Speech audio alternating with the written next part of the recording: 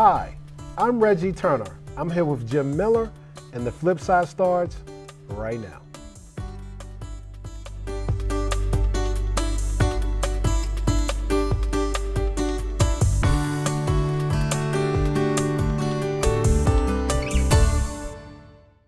Welcome to the show. Jim, it's good to be back with you. Terrence has left us for the evening. Unpaid time off for him tonight. Okay, just want to make sure. Let's make sure that's documented. I think he's over his PTO limit for the year. Very much so. I think he was over that in February, but probably so. But the show must go on. Indeed. So Jim, let's jump right in. First topic. CFO Michelle Gordon was appointed as acting Washington County Administrator. Giving a little background on that, on May the 24th, John Martirano announced his immediate retirement from the county, and she has been named the interim administrator. What say you, Jim?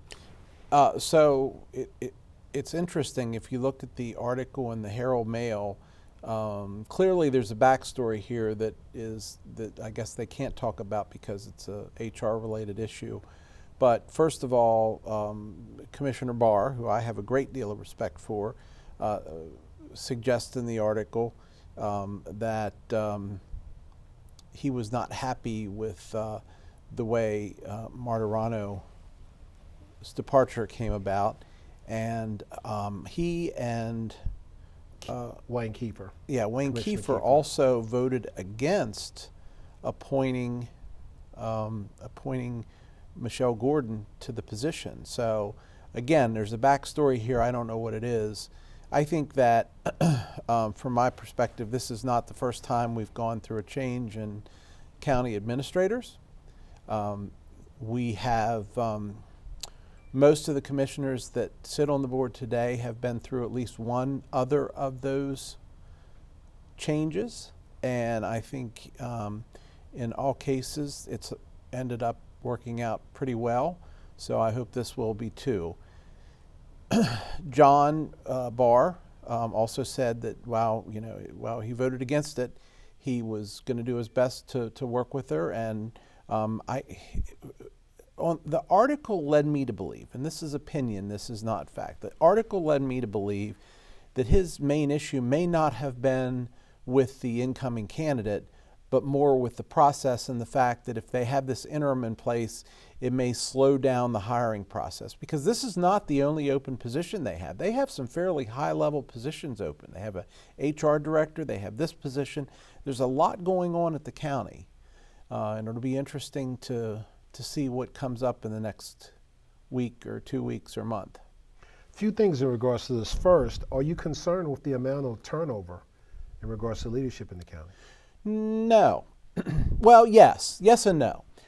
So yes, I'm concerned because obviously consistency is a good thing, especially in government. Yes, I'm concerned because I think in some cases we've lost a fair amount of institutional knowledge.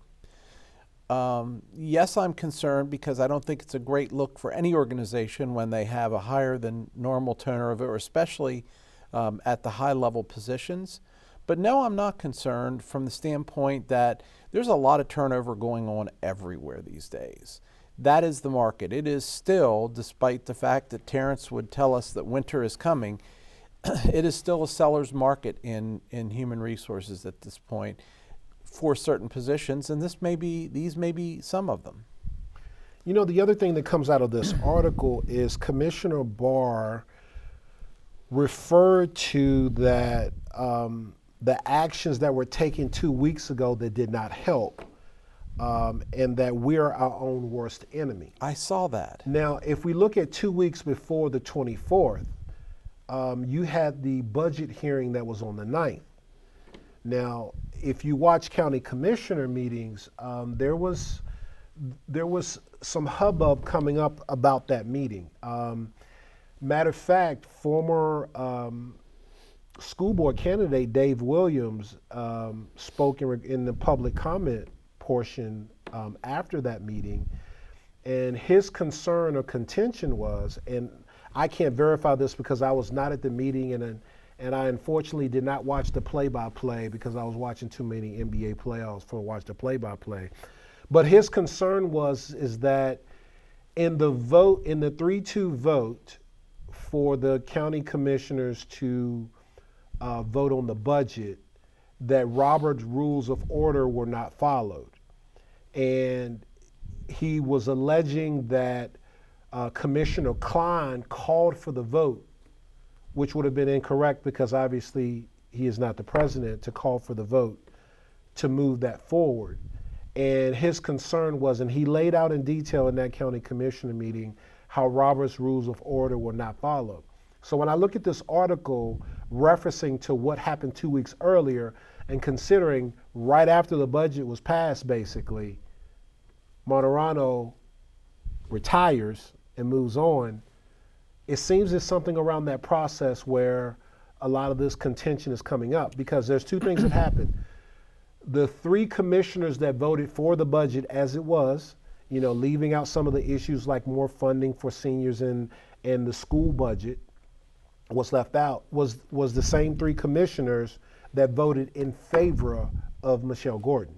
So that would have been Commissioner Klein, Commissioner Wagner, and our new commissioner, Harvey. So that same 3-2 vote stood on both issues. So it seems to be some contention around the budget that is spilled over in regards to these issues and is lingering. Yeah, you may be right. I mean, the alternate read to that is Mr. Martirano wanted to see the budget through the process before he announced his departure. So that's the other possibility. That's a tough read based on the comments that were made. I'm not saying it's not. I'm just saying to get back to what Commissioner Barr said very clearly.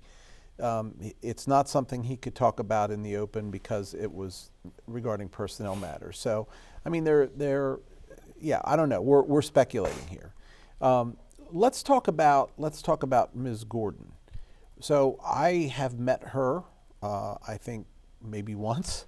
I have watched county commissioners meetings that I have seen her in action. She strikes me as a very intelligent, capable, dedicated professional. I would agree with that. I've had the opportunity to meet with Michelle and sit down with her in regards to some work in regards to one of the nonprofits that I work with. I would agree with that assessment.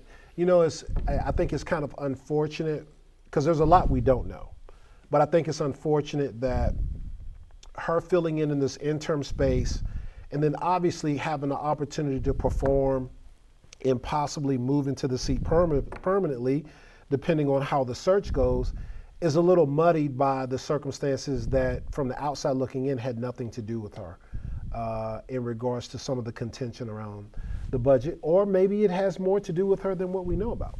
Yeah. Well, I think I found Commissioner Kiefer's comments interesting. His quote was, "Although I do not personally support this choice, I believe it is important to extend my best wishes to her as she takes on the role." We do things for one of 3 reasons. We either feel like we should do them, we feel like we want to do them, or we feel like we have to do them. And this is clearly a have to, which is not the position you want to be. So whatever right. Commissioner Kiefer's concerns are, it clearly is not a minor concern, in my view. No, and Barr's either, right? I mean, it seems like they have some major concerns, and the preceding issue that they had major concerns about is the budget. So it seems like the budget is a huge piece of the underlying factors of kind of what's happening behind the scenes. Let me ask you this. Robert's Rules of Order and our adherence to them in a vote or discussion around budget notwithstanding, isn't this exactly what's supposed to happen? Isn't everyone supposed to come to the table with their opinion, and we respectfully discuss that opinion, those opinions, and we may not come to concurrence, but the majority wins? Isn't that the way our system works? Well, it is how our system works, but here's what was happening. It was alleged that in the midst of discussion, Commissioner Klein called for the vote to I move the understand it. process along. Call for the question. So Right. the point is that if you're still having discussion in regards to this, that in this discussion is in front of the public, this discussion should continue. Okay. And within Robert's Rules of Order, I don't. Where would Commissioner Klein have the authority to call for the vote? I can't speak with authority to Robert's Rules of Order. That is well in my past, and hopefully I won't have to resurrect it anytime soon. That said, what I do know about Robert's Rules of Order is if there is an error and somebody recognizes the error before it is allowed to continue, you're perfectly free to ask for a point of order, or Commissioner Barr or others might have stepped in and said, I'm sorry, that's not within your purview to do that. That is perfectly acceptable. So, yeah. Yeah, because you're right. It would seem to me if that was the case, and obviously Commissioner Barr was on the other side of that, as the president of the county commissioners, you would think that he would come in and clean that up and say, no, I did not call for the vote, and discussion can continue. Yeah, and plus the fact with all, and I like the former Board of Education candidate, right, Mr. Williams, but Commissioner Barr and Commissioner Klein have both run years worth of meetings at the county. So I would be surprised if there was an egregious departure from Robert's Rules of Order. Again, I just know that, through some Facebook folks that had put videos together, and then Mr. Williams, in regards to public comment, this is what they alleged. Again, I have been enthralled in the NBA Finals, and I have not been watching as closely as I should be in regards to our budget. So I've missed that, and I've been depending on my social media friends to give me information in regards to how these things are moving along. One of the things that we talk about from time to time, or one of the things that I talk about from time to time, is that there are municipalities within Washington County that get some grief, and I'm not saying there are not people that give the county grief sometimes, but would you agree that as grief goes, the amount of people that disagree with the county vocally on Facebook and otherwise pales in comparison to some of what they do with regard to, well, frankly, the city of Hagerstown? Yes, yes. That's So, and would you agree that that may suggest that, as I've always thought, the county's doing a lot right? It may suggest that, or it may suggest that the city gets more attention because of the concentration of the population. And you have ills throughout the county. You do. But in the city, it's concentrated, and you see it, much easier there, right? Yeah. Talking about going back to the why the turnover, and I don't know the answer to that, but let me tell you what I do know. They publish everyone's salary Right. in the newspaper annually. Mm-hmm. Some of those numbers are not good. You mean in regards to how high the salaries are, in your opinion, or How low? How low? Yeah. I mean, Are you talking in regards to county government, city government? County or government. Yeah. I'll admit this is more than a couple years old, but the last time I actually looked at that, because I don't feel like I'm nosy enough to need to know what everybody at the county's making or everybody at the city's making at that point. But if you look at like-for-like positions, the city was ahead of the county in terms of salary. I haven't looked at it comparatively, so I'm not able to speak to that.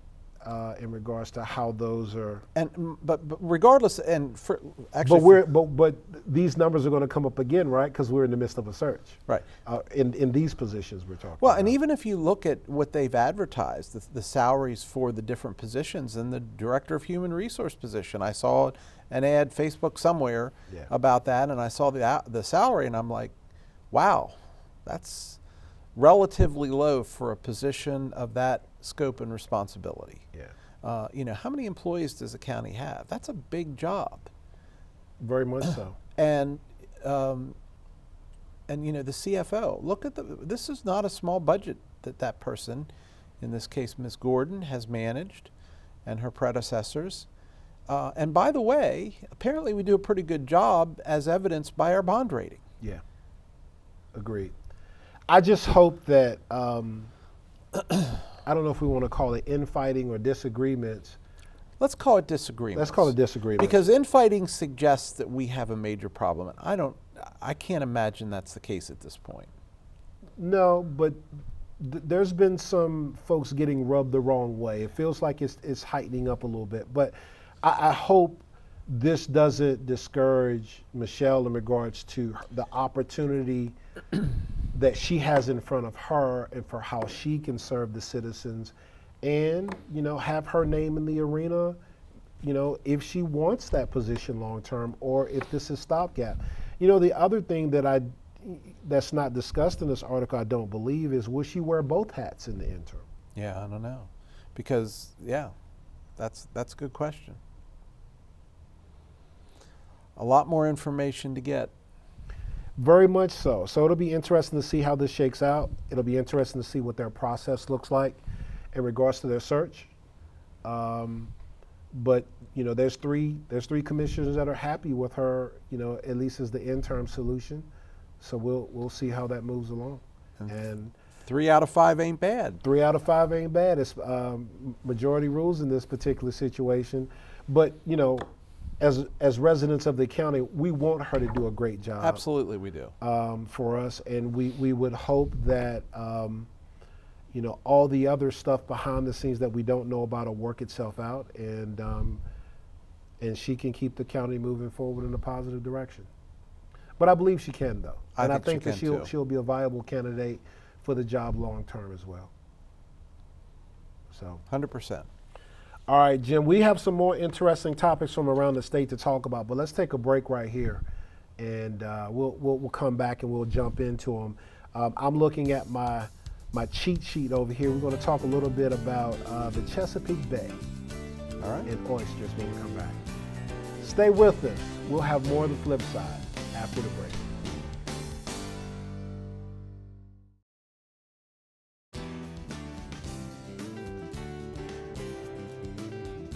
Welcome back to the show. Jim, let's jump right back in.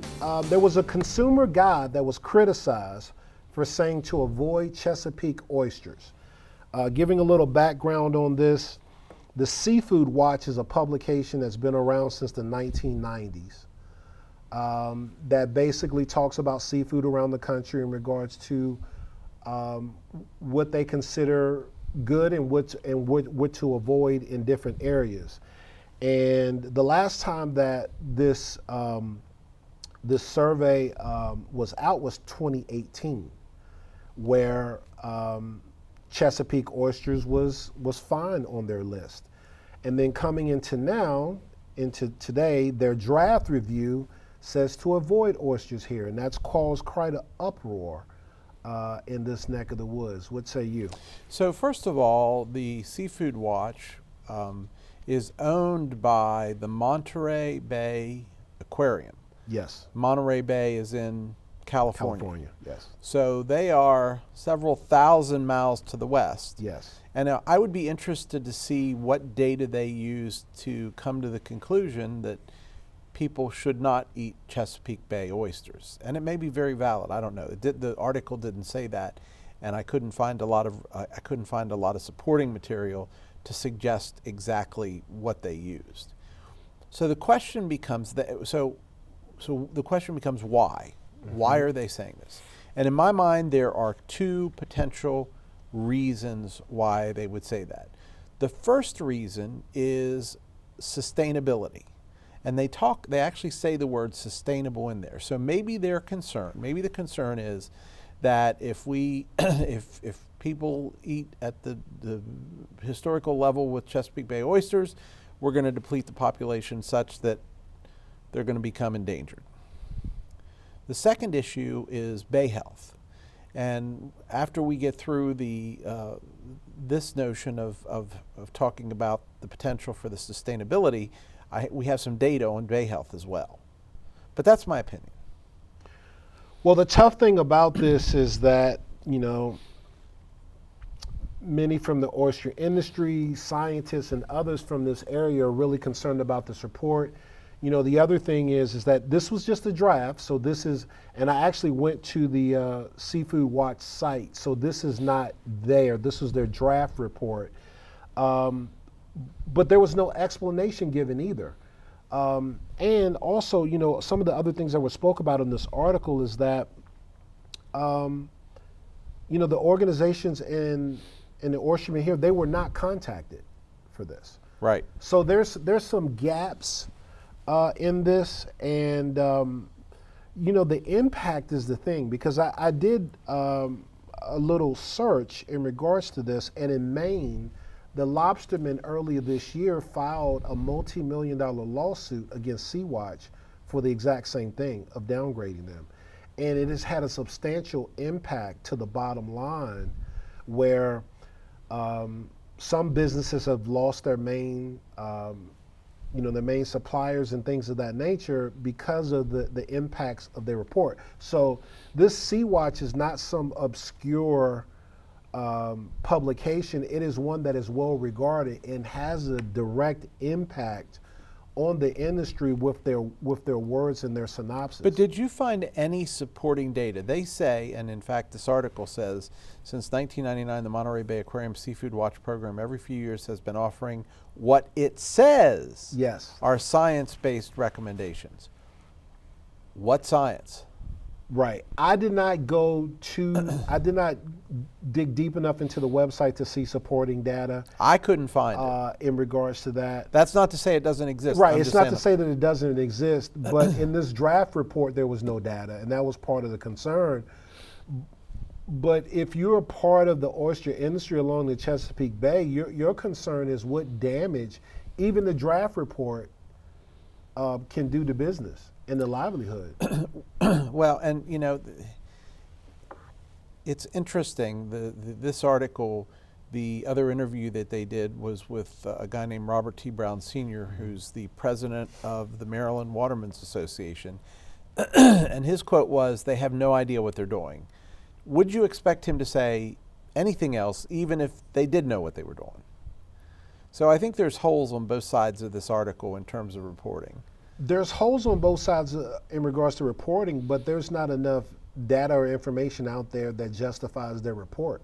Well, that's my point. And that's the damaging part, right? Like, wouldn't you want any release of this to be very comprehensive, because the impact that that organization or that publication has on the seafood industry in different parts of the country, when they do make a report, and the fact that they are already in litigation that was started back in March from Maine lobstermen, like, you would think that they would be more careful in regards to this.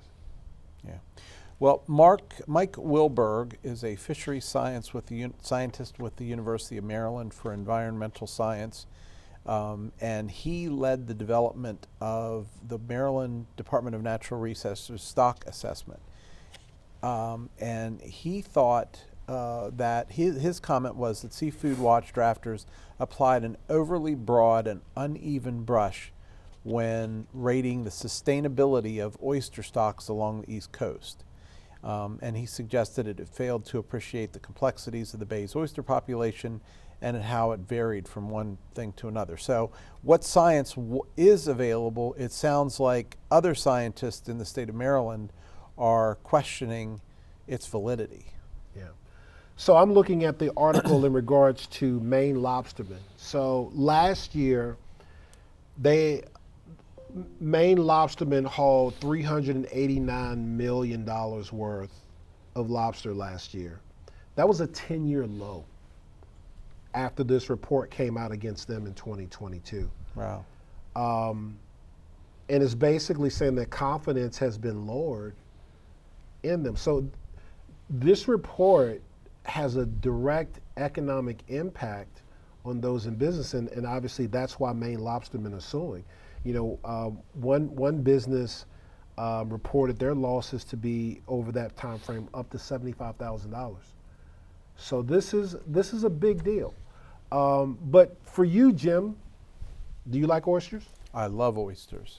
Is this, you know, so when we head out to the bay, is this going to affect your lobster eating, or are you going to? Oyster eating? Yeah. No. Okay. No. I'll still, if I'm in Annapolis, there's a couple places down there, I love to stop and get oysters. Raw oysters, by the way, because that's the only way to eat oysters. Absolutely. So, and anybody that says any different, you know. But I think this article is largely about sustainability. That said, there's also that's an issue. Yeah, well, it is. But the state of Maryland is defending their managed wildlife resource management for the oyster population, and with all due respect to the California-based aquarium, I think we may be in a little better position to. I'm sure they don't have the level of data that we do, most likely. So, that said, there's also the issue of health, health of the bay. Mm-hmm. And when you were out on vacation or wherever you went, watching a football game, or not football, a basketball game, Terrence and I talked about the fact that the crab harvest is coming up, but it's not where it used to be, and there were issues coming to light about bay pollution and other such things. And I found a study about the bay health recent, and there's apparently a model that suggests that they would like to they made commitments to meet certain things in 2025. And while the health of the bay has certainly gone up, we're not there from this study. Right. According to them, we are not there. And interesting. And when you say we, just clarifying, we're talking Maryland, Virginia, and Pennsylvania. Correct. The study found that these three states, Maryland, Pennsylvania, and Virginia, accounted for roughly 90% of the bay pollution. Yeah. That's pretty amazing. Yeah. So, you know, that's another thing that I think everybody's agreed to, that this pollution reduction commitment needs to be met. And the pollution is from wastewater, it's from farming, it's from any number of things. And it sounds like the one that is still lacking is the agricultural pollution. It's declining as more conservation practices are placed, but it's not declining fast enough. Right. And that's the area where it looks like we may fall short of these 2025 commitments. Right. Scary stuff. It is scary stuff. And what's interesting is once we get past the draft report until the final report, I wonder if that connection will be made in regards to giving some clarity in regards to why they're ranking down Chesapeake oysters at this time. Exactly. Well, we will keep tabs on this and report back. Absolutely. What's next? Well, I'll tell you what, let's grab another quick break and we'll jump back into some of the other topics. Excellent. All right. Stay with us. We'll have more FlipSide after the break.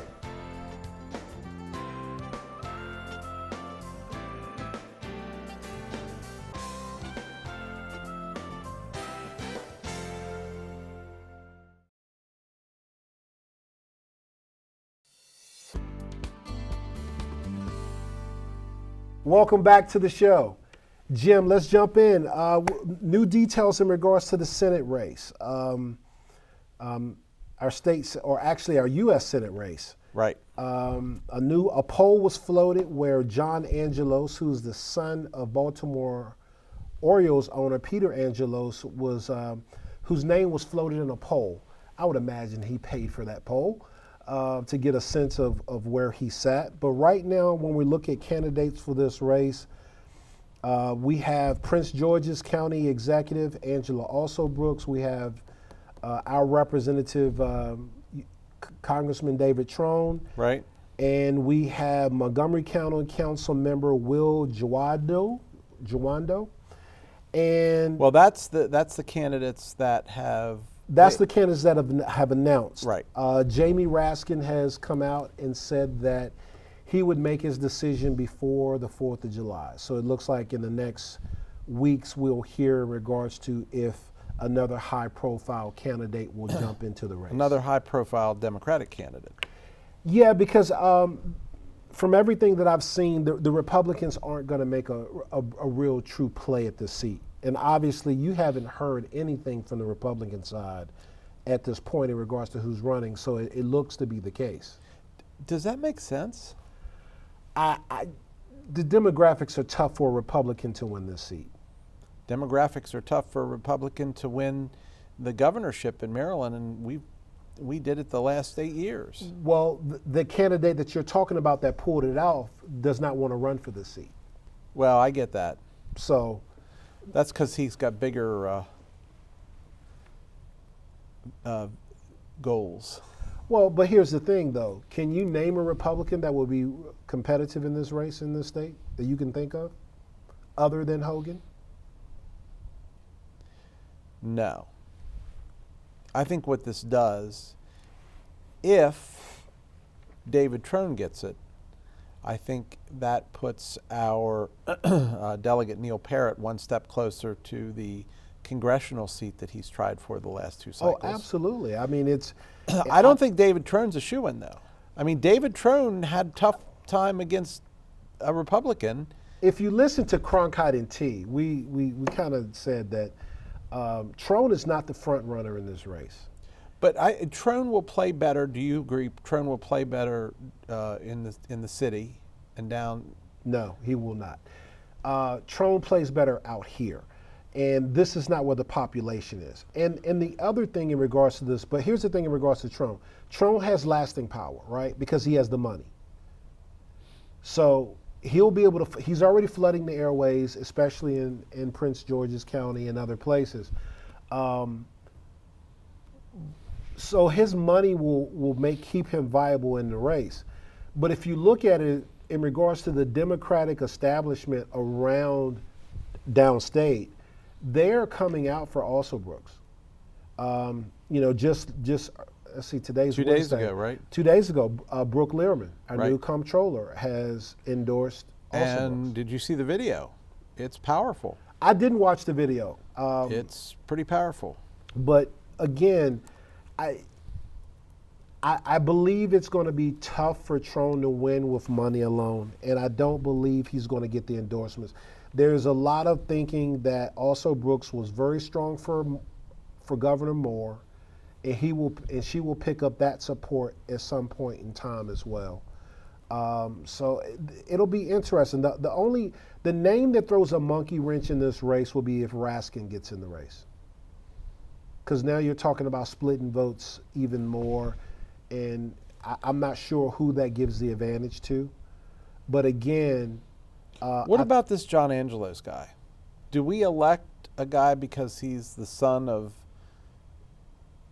the Orioles owner? I don't believe so. I don't think we do either. But that's why you spend the money to float a name out there to see if there's any viability towards a candidacy.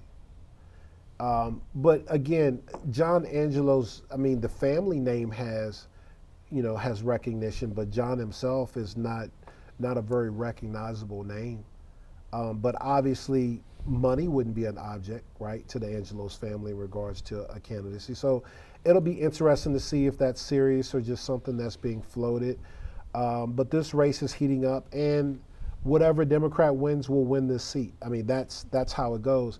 And one of the interesting things I saw from this article is Jamie Raskin spoke of the reason that this piqued his interest is because these seats only come available every 25 to 30 years. And then that made me cringe, because that made me think about term limits, right? And the fact that, senators are serving for that long. The issue, in my view, and I am for term limits, but I'm for them as a last resort.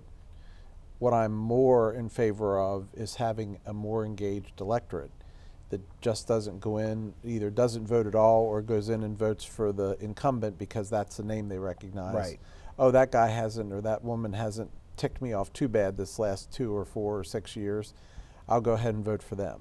That's the problem. Well, this race Because guess what? The election, the elections we have every 2 years are term limits. We just choose as a constituency not to True. avail ourselves of them. But a senator's term is 6 years. Yes. So that's a little bit different in regards to it from that standpoint.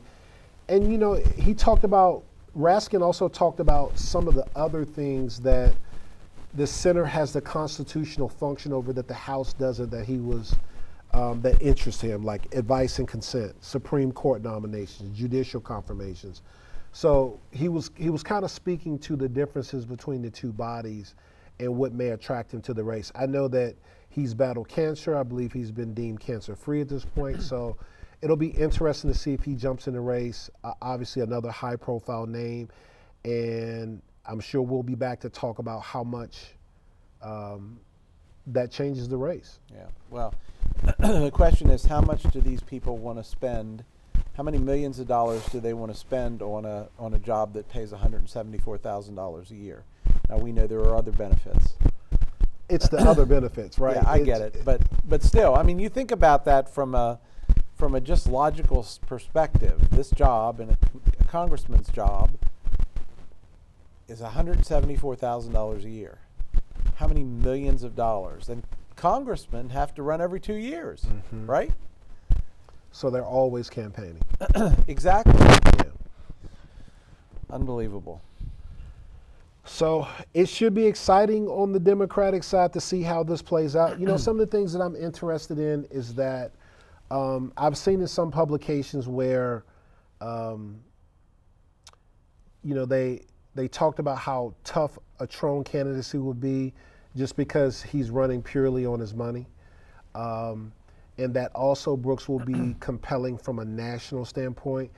And if she gets an endorsement of, say, Westmore, then does that get her some of the national political backing to offset Trone's money as well? There's been a few things she said over social media that has basically been a shot, in my opinion, that she is going to be accentuating the fact that she is an African-American woman in her candidacy. So it's going to be interesting to see how this plays out and if it gets ugly, because the risk is really not, a lot of times a party doesn't want to get ugly because you think you may give the other side of the aisle all the ammunition to beat you, right? Exactly. But in this case, it doesn't seem like there's not really any opposition on the other side. So Not it's yet gonna anyway. Right, not yet anyway, or anyone viable, right? Because I haven't even heard a viable name other than Hogan to even run for the seat. So does that mean that this just is going to be a bloodfest on the Democratic side for this 25 to 30-year appointment? Can we go back to Bob Ehrlich? Michael Steele?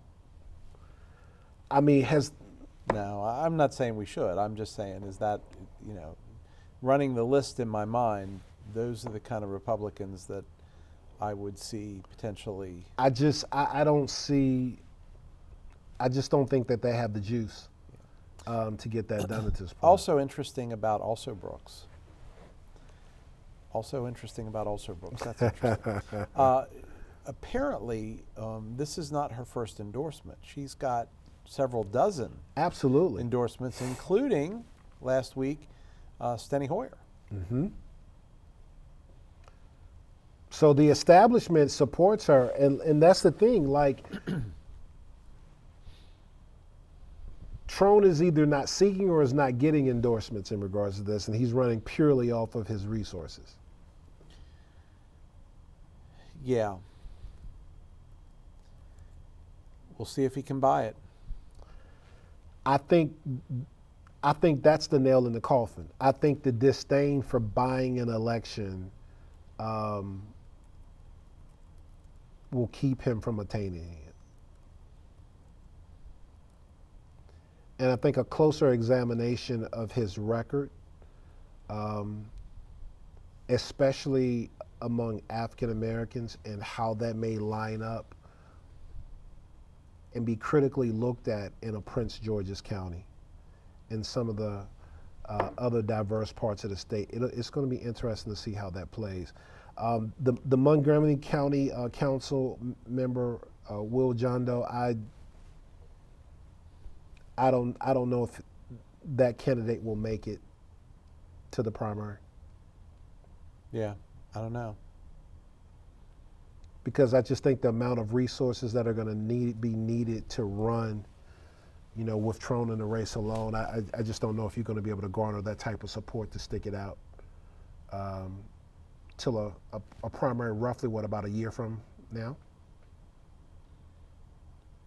A little less than a year. Yeah. Yeah. So. March or April. Yeah.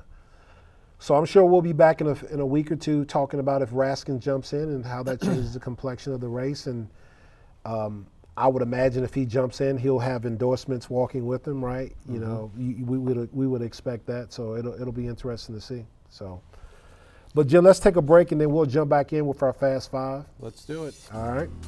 Stay with us, and we'll have Fast Five after the break.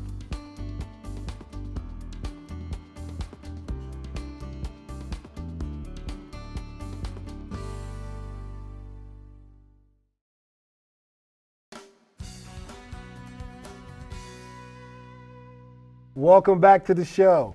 Thank you for staying with us, and welcome to Fast Five. Jim, let's jump right in. Only two people addressed the school board about the proposed closings of Hickory and Fountain Rock schools. What say you? Yeah, so first of all, I guess I was surprised because I feel like I've heard more about this in social media and other places. So maybe there is not much disagreement to be had. Maybe there is just apathy on those that are affected by this. I don't know. It's interesting. Yeah. I mean, my biggest question is not whether we should do it or not. I'm assuming people smarter than me have already looked at all of the options and decided that this is the way to go. My question is, how do you repurpose those buildings, or do they end up in a landfill somewhere, or Right. what happens? Well, the person that spoke the most was a retiree, had taught 40 years at 40 Rock, and some of her main concerns were, it looks like they were going to build a school on basically the school board property. Right. And her concern was the warehouse that's being built close by and the traffic. So safety was at the top of the list of her concerns. And then she was also concerned about class sizes. But class sizes, I mean, you're combining staff from two buildings. So arguably, assuming the building has the requisite number of classrooms, class size shouldn't go up significantly, right? We would think so, but I don't believe all the details have been fleshed out in this. But was it last year when it was other schools that were proposed to be closed, and that was more of a contentious, heated time where that was delayed, and then this But that one, that was a high school, right? Hancock and Clear Spring. I don't believe it was. Was it high schools? Well, Clear Spring and Hancock was discussed at one point. I know that. But I don't know if it was high schools or not. But I just remember that being more contentious, and that being put on pause. But here, no one really showed up. Yeah. So I mean, clearly the safety concern is a valid concern, but it's a valid concern everywhere. Yeah. Have you seen, if you've ever been by Fountain Rock Elementary School, and they have a speed camera up there right now, but people used to fly by that. That's a old backcountry road, and you could get 40, go hill hopping back there. I remember doing that as a youth. Yeah. Always within the speed limit, of course. Always within the speed limit. Next topic, Jim. Governor Westmore visits Hagerstown. He made 2 stops. He visited the Robert W. Johnson Community Center, was interviewed for the documentary of the house on Jonathan Street, and he also visited Volvo. What say you? Yeah, so hats off to Governor Moore. I don't know enough about his politics at this point to say that I love him or I hate him, but you know, one of the ongoing concerns with Democratic governors was they seem to forget the eastern part of the state, the southeastern part of the state, and the western part of the state. Clearly, that is not the case with Governor Westmore. Yeah. Well, you know, Governor Moore has, you know, since he's campaigned, he has not been here that often. This is, I believe, his second or actually third visit. This is his second as governor. I believe that a few months ago he was at an elementary school reading books to kids on his way through, and then he came for this visit. You know, myself and Terrence were a part of his visit of being at the Robert W. Johnson Center, interview for the documentary that we're involved in, and also the work around the community center, but also the cabin that he wanted to visit. And he visited the homeowners and had a small tour of the community. The thing that I can appreciate is that not only did a Democratic governor come to Hagerstown, he went off the beaten path. He didn't go to the normal places. You know, when your message is that that no one's left behind, and you visit the part of the community that's been left behind the most, I think that sends a signal. And there was a significant investment of $2.5 million put into the community center. So I think it's important to come see the lay of the land of the community and what that opportunity represents of revitalizing that community center and what that can do for the entire community with additional investment. And there was some robust conversation about that because, you know, we've talked about the disparity in regards to the numbers all the time.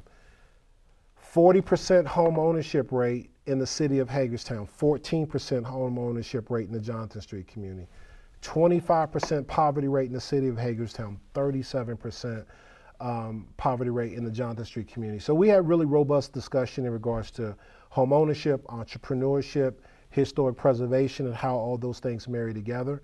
And then he had a tour of Volvo. And the other interesting thing about these visits is that they were both not open to the media. I was just going to say the same thing. I love that. Right? It wasn't a photo op. It was like really digging in to do the work. It was. And, you know, if you're going to lead a state, wouldn't it be helpful if you had information about the state? And I don't expect that he'll remember even half of what he saw and what he was told, but that's not the point. He has a point of reference. He has a point of reference. He has smart folks around him that he can reference back. And he has partners in Annapolis that will make sure that he is abreast. I mean, you know, obviously with Senator Quarterman on budgeted taxation, and then also a friend of Hagerstown and the Jonathan Street community, Senator Joanne C. Benson of Prince George's County. So there are others that can talk about our community and all the tentacles. Because when you talk about a rebirth of the city of Hagerstown, it's not just the core, right? It's a rebirth of the entire community. And you know, that community deserves champions that can help move things forward. And things have moved forward. And getting the governor in that community while he's not campaigning, when he has now won the seat in a county where he lost by 40 points. Right. To get him back to look at the lay of the land was a huge win for the community. Well, and not only is he not, because campaigning will start here right after the election next year, right? Yes. So he's got 18 months, just like any politician does, to get something done. And the fact that he chose this as part of his visit, the fact that he's made this, he's greenlighted this investment. I know those efforts had started previous to his coming on board, but the fact that he's greenlighted those efforts, the fact that he's learning about the less populated areas of our state. Yeah, I mean, he's watering a lot of the seeds that Governor Hogan planted. And the fact that, again, as you mentioned, the fact that it was closed to the media and it was not a photo op. It wasn't a photo op. Nope. Absolutely wasn't. Nope. It was the real work behind the scenes. So, Jim, next topic. Hunger relief organizations say expanded work requirements for SNAP are unusually cruel.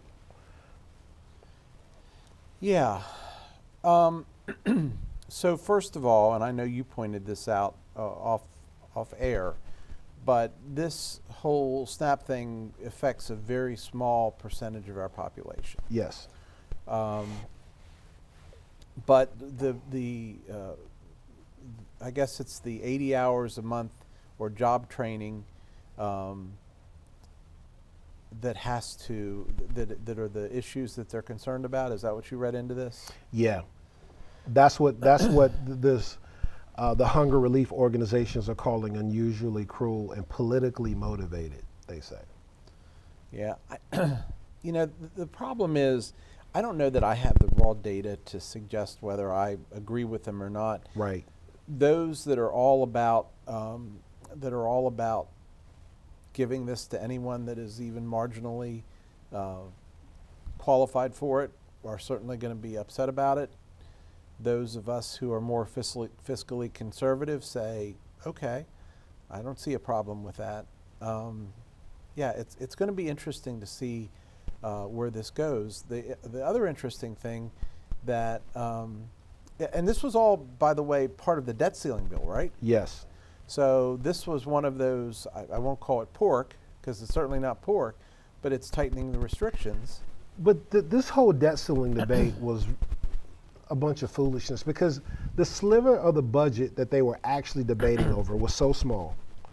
And neither side got exactly what they wanted, so okay, we cut the budget a little bit and we moved on. But in regards to this, I would love to look at the raw data to have a better understanding. I understand that the hunger relief organizations are concerned about marginal people on the edges that are dealing with food insecurity and how that may affect them. And I would imagine and I these think cuts, that's a reasonable. I think that that's is a reasonable issue. Absolutely. The other thing that they're concerned about, which I completely agree with, by the way, is the fact that this whole expanded work requirement is somehow wedged into a debt limit bill. How do we do that? Right. I mean, that's just crazy.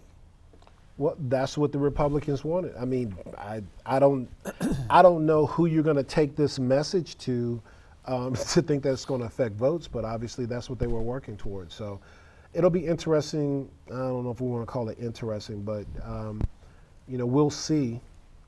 We'll see how this plays. We will. Yeah. Next topic, and I know you want to really get on this one. Maryland gas tax will go up to 47 cents in July. Yeah. So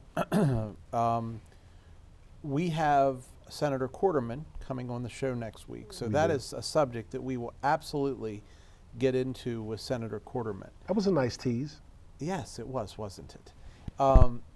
We are on this. We are on this program now where the gas tax. There's no action required for the gas tax to increase. Right. So this particular increase is an increase of, are you ready for this? 10%. That's a pretty significant increase. But by the way, it's not the most significant because over the last 2 years, it's increased 30%. It's increased 30%. Yeah. So think about that, 47 cents per gallon gas tax. Now, why is that? Well, part of it is because there are some electric vehicles on the road that are not paying gas tax. Part of it is that they want to make gas more expensive. Mm-hmm. Part of it is this notion that I won't agree with Governor Moore on, to say that by, 2035, will require all new car sales in the state to be electric vehicles by 2035. So that means that you're going to be buying your vehicles in West Virginia? Yeah. No, I won't, because it'll never happen.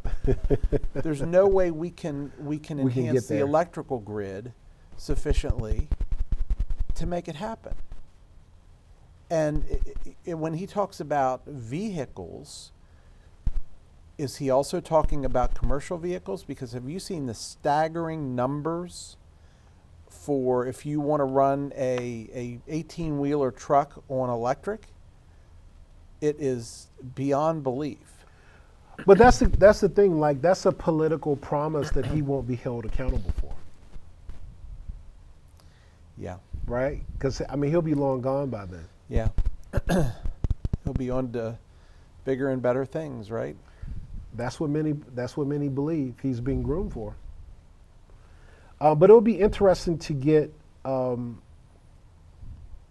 Senator Quarterman on to talk about that, because if I remember correctly, in the midst of COVID, I believe Senator Quarterman and Delegate Chan were advocating for a longer suspension of the gas tax. Right.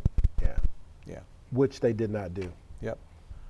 Well, tonight, Jim, it's going to be fast 4 because I hear some snapping in the background. We are out of time. And that's not for Twinkle Toes Moore. That's not here tonight. Yep. So that's for us to wrap it up. So that is all the time that we have for tonight. We hope that you'll like us on Facebook, follow us on Twitter, and send us your comments to feedback@theflipsidetv.com.